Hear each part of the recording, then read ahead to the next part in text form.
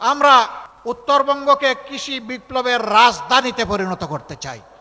তাই তিস্তা পরিকল্পনা বাস্তবায়নের কোনো বিকল্প নাই। রংপুর এই বিভাগ কি অপরাধ করেছে? বাংলাদেশের শস্য ভাণ্ডার এই উত্তরবঙ্গ, কিন্তু এই শস্য যারা ফলায় তাদের মুখের দিকে তাকানোর কোনো দায়িত্ব কি সরকারের নাই? যদি থেকে থাকে তাহলে প্রতি বছর বর্ষা আসার সাথে সাথে এই এলাকার মানুষ আতঙ্কগ্রস্ত হয়ে পড়ে কেন? তিস্তা, ধরলা, ব্রহ্মপুত্র, করতোয়া, এই যে নদীগুলো, এগুলো আল্লাহর দান, বিশাল নিয়ামত, কিন্তু দশকের পর দশক এই নদীগুলোর উপরে অত্যাচার করা হয়েছে। এগুলাকে জীবন দিয়ে রাখা হয়নি। বাজেট বরাদ্দ হয়েছে, নদীর বালু উপরে উঠে নাই, টাকা পকেটে এবং পেটে চলে গেছে। যার কারণে আজকে যখন ঢাকা থেকে আসছিলাম, উপর থেকে দেখলাম এত নদী নয়, এক একটা বিশাল মরুভূমি। এই নদীকে জীবন ফিরিয়ে দিতে হবে। নদী জীবন ফিরে পেলে উত্তরবঙ্গ জীবন ফিরে পাবে ইনশাআল্লাহ। তাই তিস্তা পরিকল্পনা বাস্তবায়নের কোনো বিকল্প নাই। কার ভালো লাগলো আর কার লাগলো না এগুলা দেখার আমাদের সময় নাই।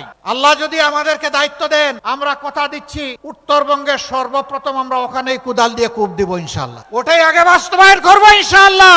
এই তিস্তাকে জীবন দেওয়ার মাধ্যমে গোটা উত্তরবঙ্গকে আমরা জীবন্ত করে তুলবো ইনশাআল্লাহ। এইখানে তিস্তা মহাপরিকল্পনা যখনই বাস্তবায়ন হবে তখন অনেকগুলা উন্নয়নের দুয়ার খুলে যাবে। আমরা ইনশাআল্লাহ জায়গায় জায়গায় এগ্রো বেসড ইন্ডাস্ট্রি গড়ে তুলব। আপনাদের পণ্যের ন্যায্য মূল্য নিশ্চিত করা হবে, পণ্য সংরক্ষণের যথাযথ ব্যবস্থা করা হবে। ফলমূল যা ফলে উত্তরবঙ্গে তা দিয়ে সারা বছর বাংলাদেশের মানুষ আনন্দে খেতে পারত, কিন্তু এগুলা সংরক্ষণের কোনো ব্যবস্থা নেই বলে খুব তাড়াহুড়া করে পচে গলে অথবা বিক্রি করে সব শেষ হয়ে যায়। আমরা এই যন্ত্রণা থেকে উত্তরবঙ্গের আমাদের চাষি কৃষক ভাইদেরকে বের করে আনতে চাই। এখনো মান্দাতার আমলের কৃষি ব্যবস্থা এখানে চলবে কেন? যুগ বহুদূর এগিয়ে গিয়েছে। আমরা আধুনিক প্রযুক্তি নির্ভর কৃষি শিল্পের বিপ্লব ঘটাবো ইনশাআল্লাহ। এই বিপ্লব শুধু উত্তরবঙ্গের ভাগ্য খুলে দিবে না, এই বিপ্লব বাংলাদেশের 18 কোটি মানুষের কপাল খুলে দেবে। আমরা উত্তরবঙ্গকে কৃষি বিপ্লবের রাজধানীতে পরিণত করতে চাই। এর জন্য কৃষি প্রযুক্তি ভিত্তিক বিশ্ববিদ্যালয় গড়তে হয়, তাই করা হবে ইনশাআল্লাহ। ইন্ডাস্ট্রি স্থাপন করতে হয়, সেইটা করা হবে।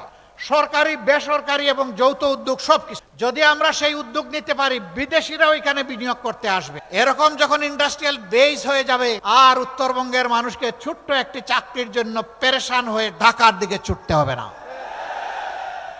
উত্তরবঙ্গই ঢাকার ফ্যাসিলিটি ঘরে ঘরে এনে দেবে। আমরা চাই না উত্তরবঙ্গ আর বঞ্চিত থাকুক। Well done, side by side fridge.